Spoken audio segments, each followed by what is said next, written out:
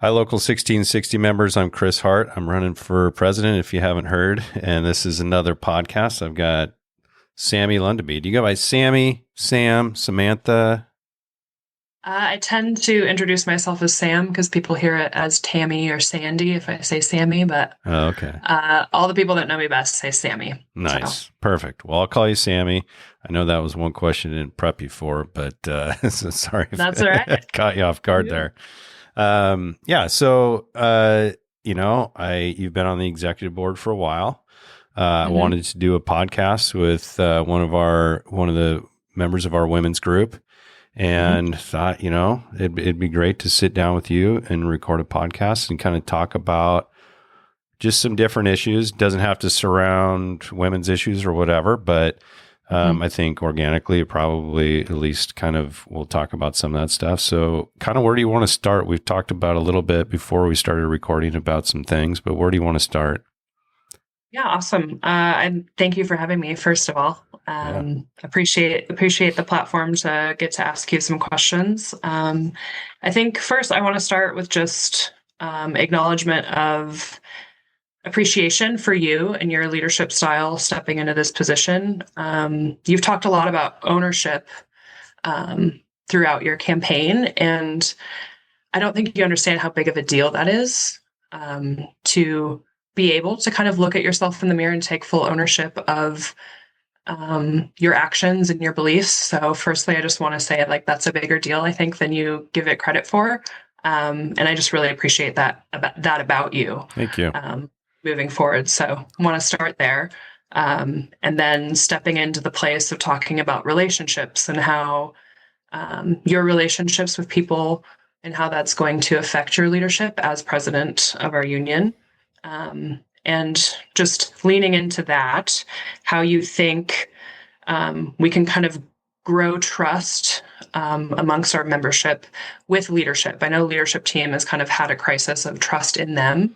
And if you have any like easy kind of things that we can work on, I think to grow that trust in our district's leadership as a union, we can kind of influence little things that they can do to kind of prove to the membership that they care about us, right? I do believe they care about us. And I like to think people have, positive regard for all of us and believe we're doing our best.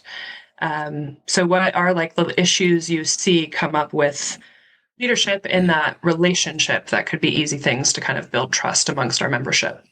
Yeah, I think that is a huge question. I think there's trust between union leadership and our membership. There's trust Mhm. between union leadership and the district leadership, and vice versa. And then there's trust between our members and the district leadership. So I think I think just that labor management relationship, we've worked really hard in the last few years, and I've talked about this a lot. I think it's in a good place, and I think there's trust and respect. We're not there to make friends, but we're there to be productive and get some things done, right? I think inherently, I think it's easy for our membership to trust union leadership until proven otherwise. There have been some things in the past where a union leader has done something or said something that has not been taken very well, and so it might break some trust. And sometimes those are isolated. Sometimes those are isolated to one individual. Some are isolated to a group. So I think the bigger it is, the harder it is to overcome. But I think we have overcome a lot of that kind of stuff. But I think that also goes back to kind of the trust has been built up over the years. And I think people, like I said, inherently just trust us. And I think that is still going to be there. But we can always work on it. We can just work on it by just being present and being there for our members. And but then it's that trust with the district leadership, and how can we have some influence and help that kind of gets sticky, right? Because they need to take ownership for their own actions and how the way that they are. I'm not going to take ownership for their actions. Right. Yeah. But I think we have some influence as union leaders to let our management know, hey, you guys aren't doing this right. Right. Yeah. Yeah. You know, I early on when Derek became the fire chief, I said, you really need to get out there in the fire stations and just talk to our members. Well, soon after that, we started hearing, well, did you guys hear what Derek said? Did you guys hear what the fire chief said? Yeah. And I was like, you might not want to go to fire stations much anymore. You know, I mean, but I think he does a good job about taking ownership for stuff like that, because he has said some stuff. And I know that he has also gone back to our members and apologized and said, hey, I think maybe this is how you could have taken it. So I think there is some ownership on their end, and I've seen it. And it's interesting that you talk about just the impacts of the word ownership and how I don't even feel like I mean, you said you don't think I know how much of an impact that is. And I think I do, just for my own personal life. But just the way that you talked about it, you kind of spoke on it as if that's one of my platforms and that's the way that I live my life, that maybe I don't understand just how much of an impact that has on people hearing somebody like me talk like that, if that's kind of what you're saying. Yeah. And I think... Yeah, it's a great example, right? Like of how to be vulnerable, like people have to see that and know that that's available. Yeah. An available option. You have to see it to believe it. Yeah. And I'm the first to say either I don't know, I'll find out the answer, or if I mess up, I'm the first to say I'm sorry and take ownership for it and figure out how to reconcile whatever happened. But I think with ownership, you know, you got to take personal ownership, but I also challenge the entire membership to hold me accountable for me to follow that. And if I screw up, sometimes I don't know what I don't know. You know, and same with other people in leadership. So, I think, yeah, when we're just talking about trust with leadership, I think it's always going to be hard because it's easy to second guess leaders, right? It's easy to sit back, say, well, I wouldn't have done it that way. But until you're sitting in the seat, you know, they always say, you know, it's lonely at the top. Sometimes you have to make decisions that aren't going to make everybody happy. But I don't think that the decisions that you make sometimes necessarily break trust. They just maybe just might not like the decision. So, I think it's really, you really got to be in tune and listen to people when it comes to like, you did this despite me, or, you know, I really didn't trust you because of this, and being able to acknowledge it and work on it and figure out how to fix it. So, that's kind of how I live my life. So, but I think it makes it easy to do in workplace and, you know, in your own life when you are that way. It's like you can't choose who you are at work and at your home life. You're the same person at both. So, right. Yeah. Right. Forgive my dog barking, by the way, if that comes across. I didn't hear your dog. Listeners. Surprised my dog usually runs down here and is sitting at the door just barking at me. Yeah. Let me in. What that's else? Funny. Yeah. I think I want to just kind of pick your brain on like, I know there's amongst our work group, right? There's diversity like within all sorts of things. I don't just use that term to say like gender or race or, you know, ethnicity or whatever labels we want to apply to people, like neurodivergent, neurotypical, all the things. I think all of us just want to show up to work and feel safe, both physically and emotionally. And so I want to know, just like for your own perspective moving forward, like how you feel like the union can support all of its members to make them feel the most safe physically, emotionally, and just have kind of the best workplace that's available to them. Yeah, that's great. And I think first off, you have to be open and willing to listen to people, right? If you're closed off, then you're not going to be supportive. So there's a couple things. Listen to the people that are telling you need to listen to the people, and then open yourself up to listening to the people And I think the fire district has done that. And I think the union supports the fire district in all this. I mean, we have future work design that is going through the DEI kind of process, which, I think we just said before we started recording that we weren't going to use the term DEI, but there we go. And so I think it just has to be said when you talk about future work design. That's the company that the fire district hired to go through all the policies and procedures and practices of the fire district and kind of make recommendations going forward. And a couple of those recommendations, might surround from stuff that we're certainly going to have an influence telling the fire district they need to fix, whether it's the, bilingual pay or second language pay, whatever we're calling it now, whether it's station designs, whether it's policy changes,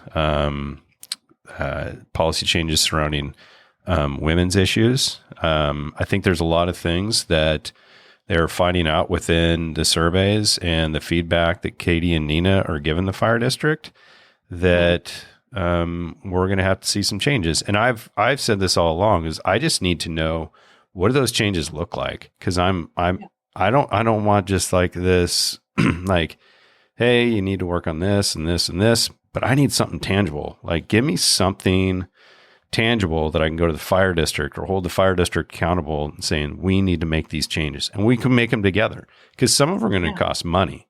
Right. And usually when it costs money, they say, bring it to bargaining.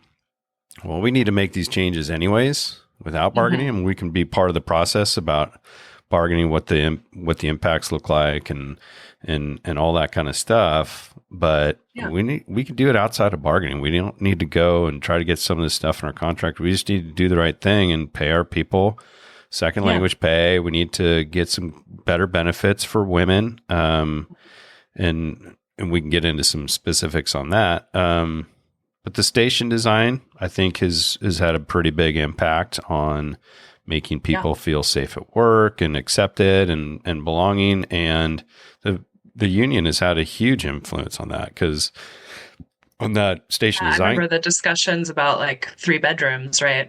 That's like when I started, we were still, why would you do that? Yeah. Yeah. I don't know why that was. We had like 3 different designs.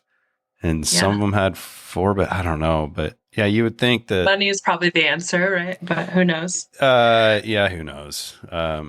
But here we are. I'm glad they listened, because it is, here we are in the 21st century. Like, yeah, exactly. Well, but I actually kind of would like to throw this back to you for a little bit, because I'm on the station design committee. There's a few things I don't really like and are going to be uncomfortable. Yep. I'm not really sure that I want a community locker room. I agree. I mean, having to see, it's a personal thing. Yeah, like, I mean, your locker and your underwear and all of the things. Yeah. Well, and I don't think the point of being in a locker room or a community locker room is changing there, because there's going to be changing rooms and stuff. But I mean, I go to the locker room and I change and I shower and I shave and then I leave. I'm not hanging out in the locker room. We don't have recliners in the locker room. We don't have TVs. Like it's not like a golf country club in there, So I think that's going to be hard to get used to for our members. I would agree. I think for all of us, it's going to be a new flow. Yeah. I'm sure there's going to be circumstances where people will walk in there and like drop their pants and be like, "Oh shit, I can't do that."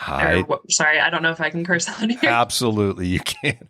I've actually brought that up as because Heidi Hicks runs that committee, and I told her, I was like, "Hey, here's the deal. I'm like, I'm not going to do it because." I'll just go into a changing room, but I know somebody's going to go up there and be like, "Oh, nobody's around. I'm just going to change really quick." And they're going to get caught. And how many times does that have to happen before, well, now what are we going to do? Right. Yeah. But it brings back to your point of like ownership, right? Like if someone tells you they have a problem with something, I think the biggest thing in our work group is just to listen and actually hear the person and not like get defensive about it. Right. Yeah. And there's going to be growing pains, of course, because we are all professional roommates with each other. So, I like that. Professional roommates.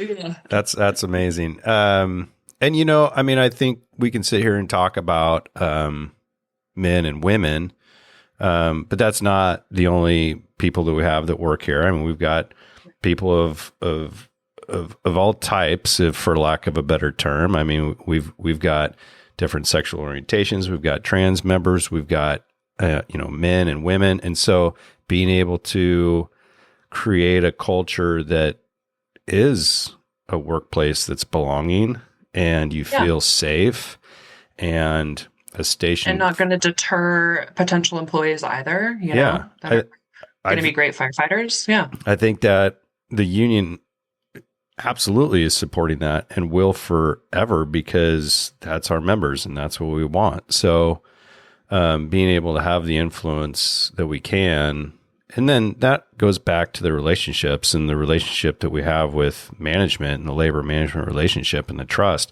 Is that always going to be there? No, but it is right now, I think, and it will be for the near future. So I think they trust us when it comes to influencing things, and they are open to ideas and where we're wanting to go and where we think they should go. So I'm optimistic about where we're going.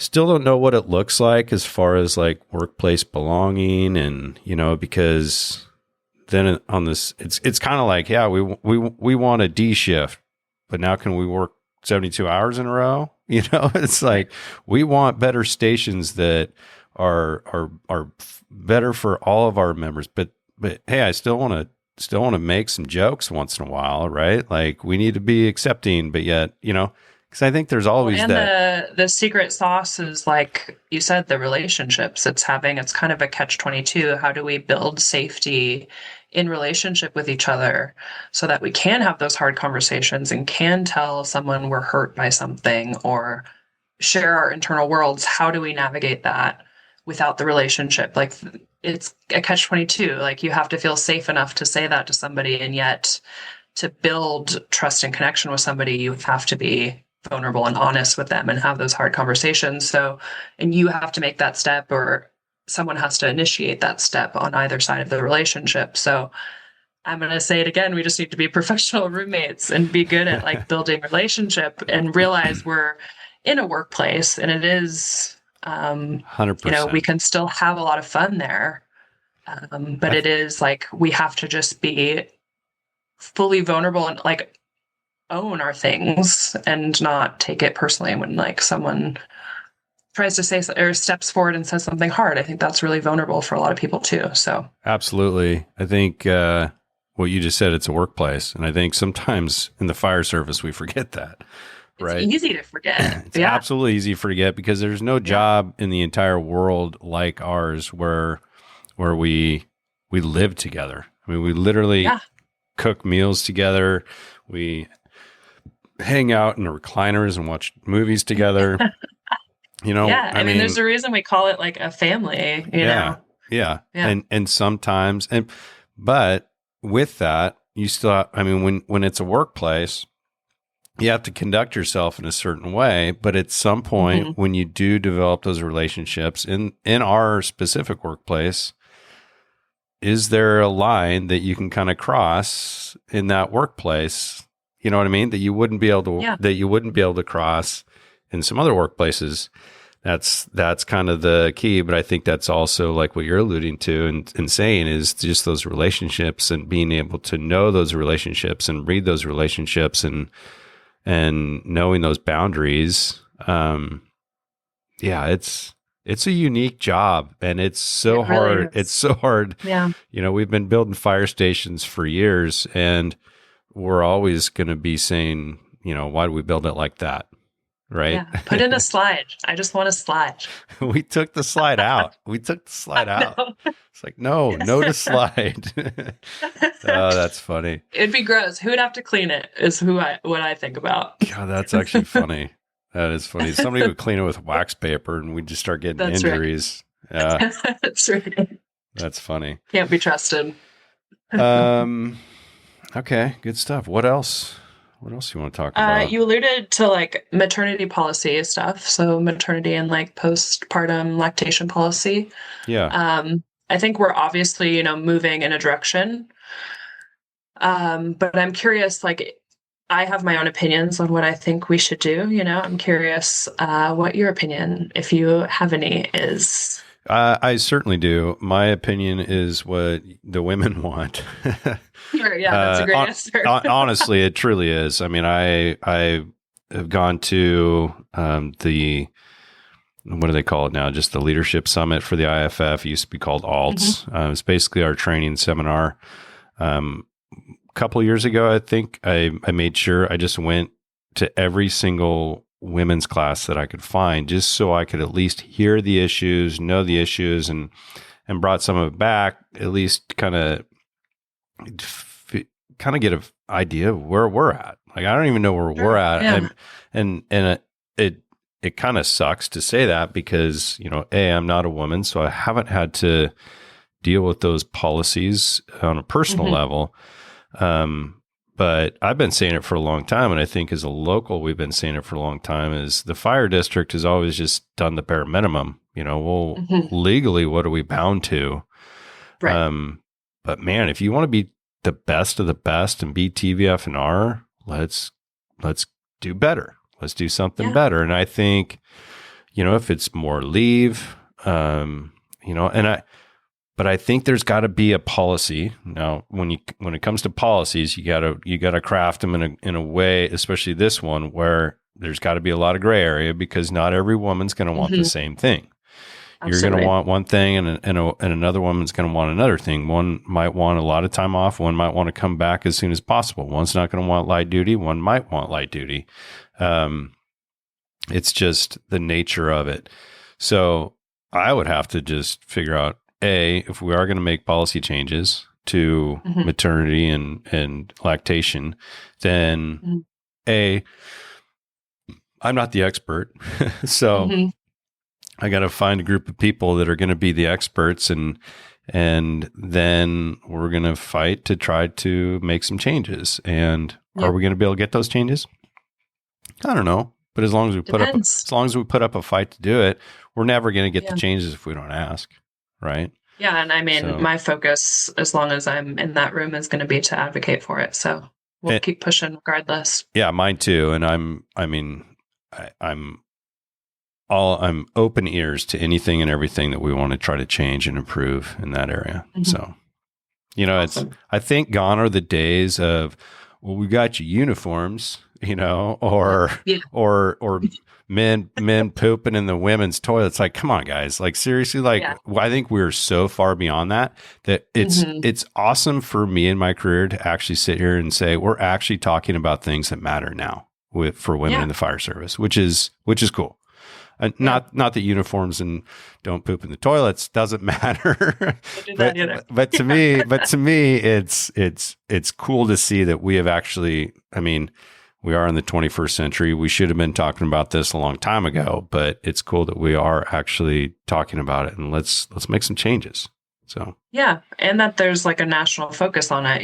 There's a lot of research foundations that are finally getting data about, female firefighters' pregnancy and fertility and all of the things. Like, that's pretty recent. Just within the last, 5 to 10 years. So, and we do have a friend down in Salem that works at the Capitol on occasion that, if we do need to make any changes at the state level, that we definitely have an influence down there. So it's good to have Daisy down there.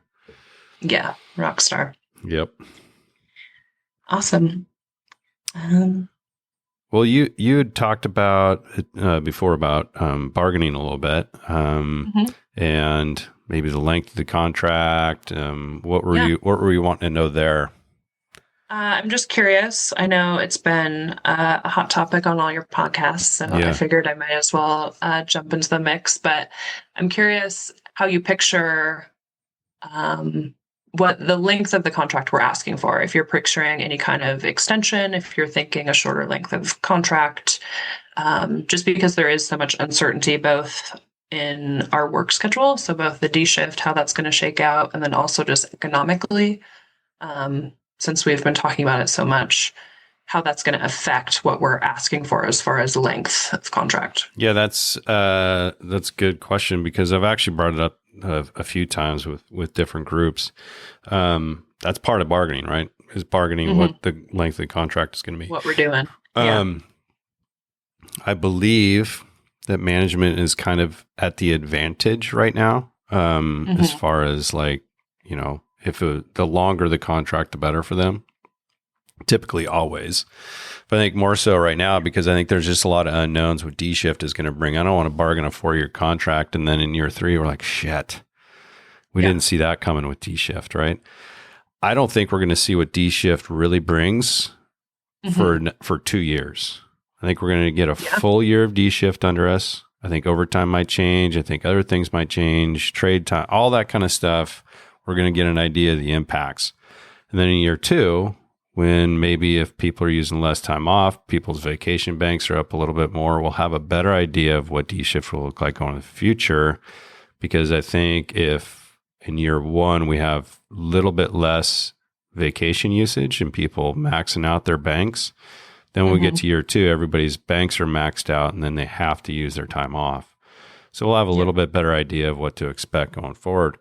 So the potential of having a 2-year contract in my mind is a potential. I think that would have to be between the next union president and the fire chief to probably discuss, right? So I'm open to it. So we'll have to kind of figure that out. Like I said, it's all part of bargaining. So to figure out, who's going to be on that bargaining team. So, I mean, my spot hopefully will be vacant. And, we're going to be looking for somebody for that spot. I'm not sure, I've got some people in mind, but I'm just kind of curious if you've heard anybody's name out there. Ever since, I guess I'll tell a story about, why I even got involved in the union in the first place. And then, we'll get to that. So I remember sitting, in 2017, like in the training center and listening to Rocky and Gary Burton give like a presentation about the union and the importance of it. And I had never really known a whole lot about labor unions, but I saw that. And then I saw over the next few days, like the compensation package that we were being presented with and kind of the laughs of joy from all the fellow members I was getting hired with about like our healthcare. And it really stirred something in me as far as just finally feeling like part of a group that was really just cared for. And it wasn't lost on me that was fought for by the people that have all come before us. And so I have just been it's been a passion of mine since then. So since 2017. And I have obviously been on the executive board for the past 4 years. And in that time have learned a ton.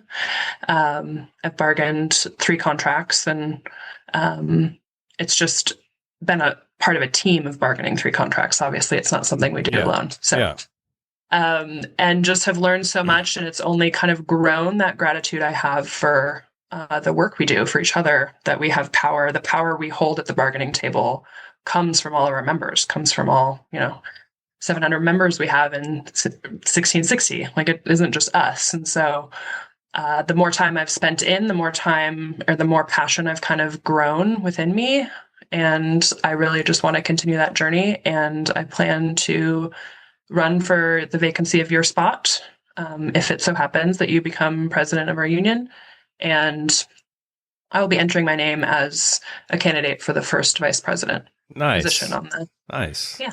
Is that out there publicly, or is this your first official announcement?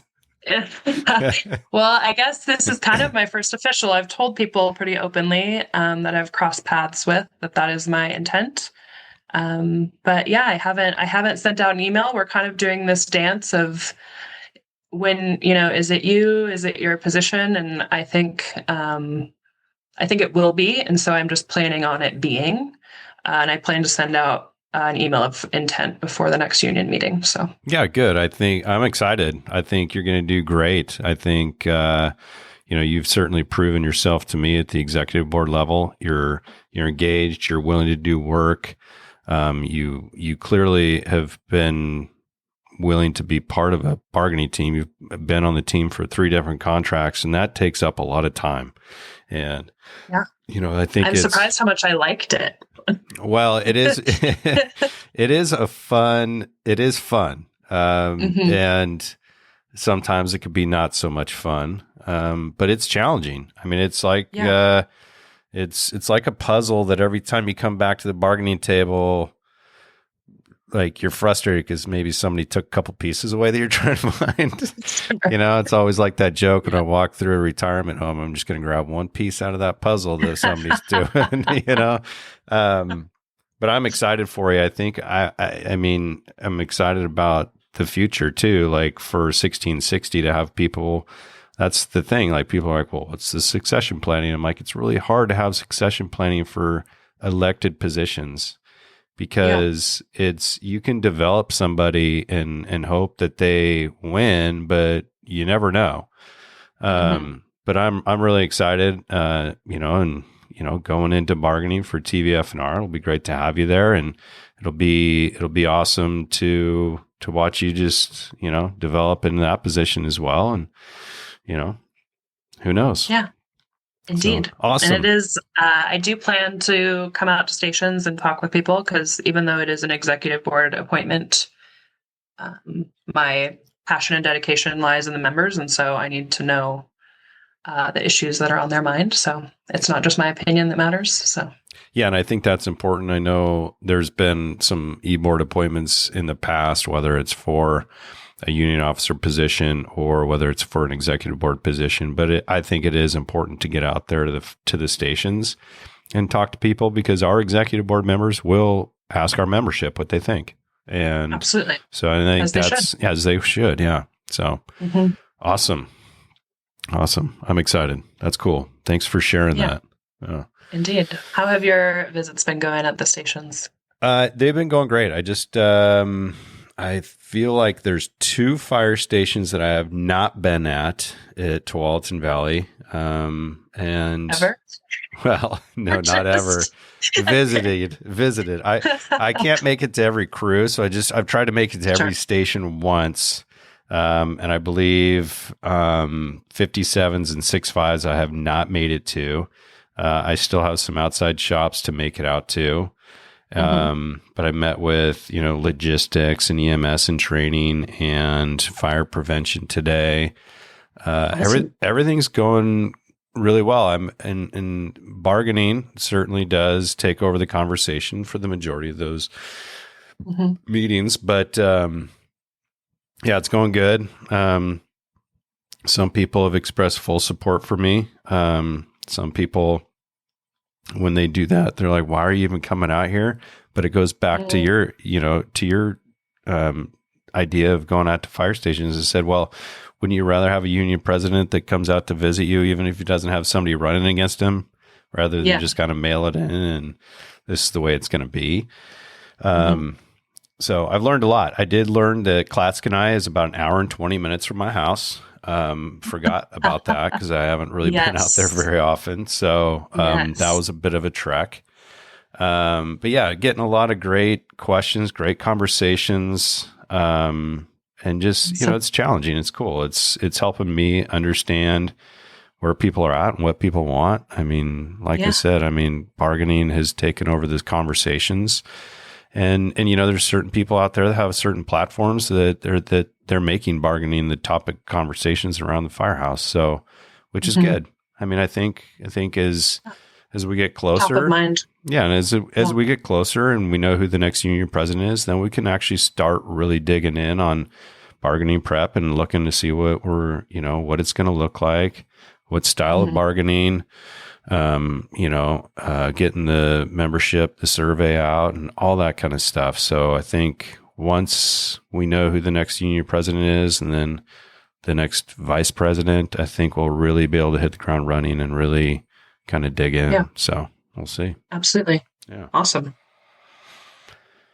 Well, that's all I got for you. Well, I really, really, really do appreciate you doing this. And I really appreciate the fact that you used this to announce the fact that you're running for first VP. Yeah. Thanks for teeing me up. Yeah. I'm excited for you. every promotion I've had, I've always said, you think you know what you're getting into, but you really don't. Yeah, it won't know till we know. And I didn't really know. I mean, I was on the executive board. I've been on there since 2011. And when I ran for first VP, I was like, oh yeah, I want to do that. And then you start doing it, you're like, wow, it's great work, but you don't know what you don't know. And I know that you're going to be able to handle it. Absolutely be able to handle it. I think you're going to do a great job. Just me running for president too. I think I know what I'm getting into. Yeah. But I'm sure once I start doing it, I'm like, I didn't see that coming. So Indeed, I'm excited. I'm excited for both of us. So same. Yeah, absolutely. And thank you for doing this. I think it's such a great platform to, communicate with our members and disseminate information to them. It's been awesome. Yeah, I think I said this when I ran for VP is I really want to keep it going, like podcast platform. I haven't. But I feel strongly to make sure that we keep it going. It's been an awesome, historical kind of, keeping record of the history of our union, all of, your earlier episodes too. It's like, I almost sat down and took notes. So it's like, because that history is invaluable, it's really important to kind of record. So I appreciate it. That's awesome. Stay on for just a second after I stop recording, but I just want to say thank you again. And, nominations for president are at the September union meeting next Thursday. So hopefully everybody can come out and, we'll know. We'll know if somebody's running against me or if not. So we'll see. That's either way. Right. Yeah. All right. Take care. Exciting day. All right. Bye.